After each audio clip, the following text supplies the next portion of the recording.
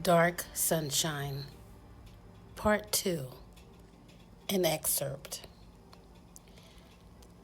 Darkness set in. The time of reawakening hit her like a ton of bricks. It was her planned time to escape. She dreaded facing unfamiliar surroundings and questionable outcomes. But there was this force within her that surpassed fear, and she knew that there was no better time than now to continue on with her mission. In the darkest of night, she silently walked out of her room. The floor creaked as she tiptoed her way into the south end corridors, past the living room, past the vestibule, and into the dining sitting area. The mulberry centerpiece that stood still during the day now dazzled and glistened against the moonlight.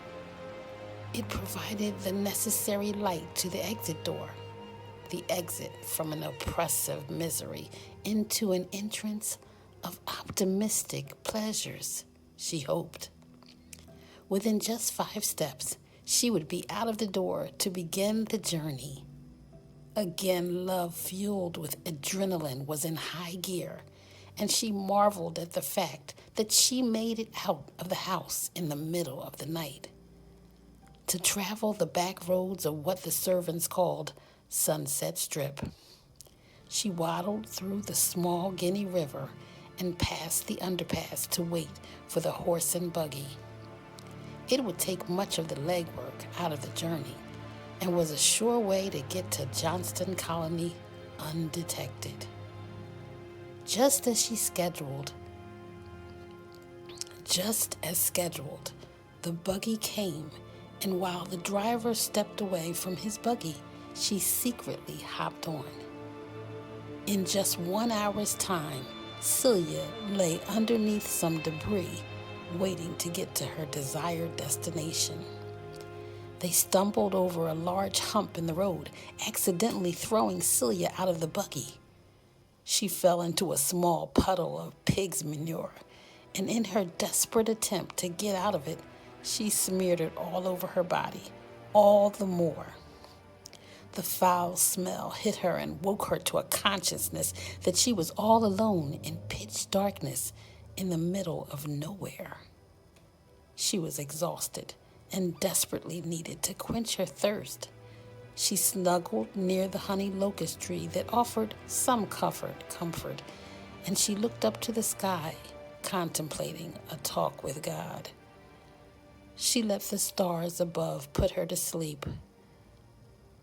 As she slept, time swept by like hours in fast motion. But actually, only 30 minutes passed before she was awakened by the howls of a cacophony of dogs. She knew what the sound meant and why they were barking so ferociously. It was Knowles and his canine crew. They were in hot pursuit of her. Already? It hasn't even been 3 hours since I left, she thought. She held on to the honey locust tree even closer. The dogs were getting even closer, less than 100 feet. She knew that dogs could pick up a scent a few hundred miles away. That is why they were able to head right in her direction.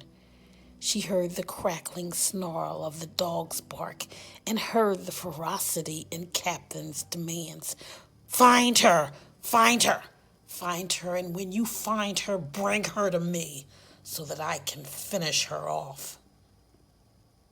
The whole barrage frolicked through the 4-foot-deep puddle of manure.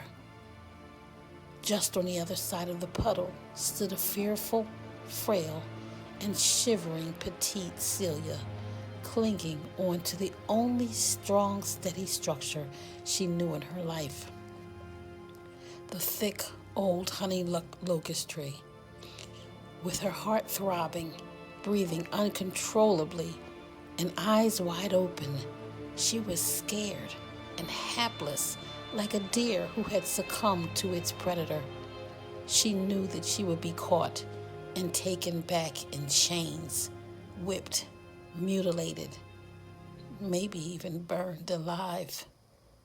She was it, the one to be eaten alive, humiliated, mutilated, taunted, or ridiculed, and maybe finally burned into an undying roar of evil. She could now hear the thunderous clip-clop of Captain's horses. She could now hear the heavy breathing of the dogs.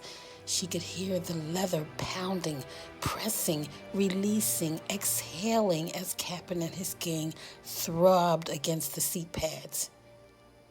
Her life flashed before her as she closed her eyes to accept the capture.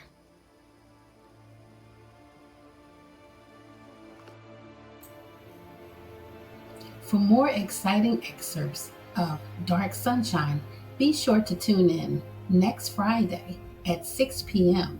on our social media channels, or you can also get the books at www.amazon.com/dark sunshine.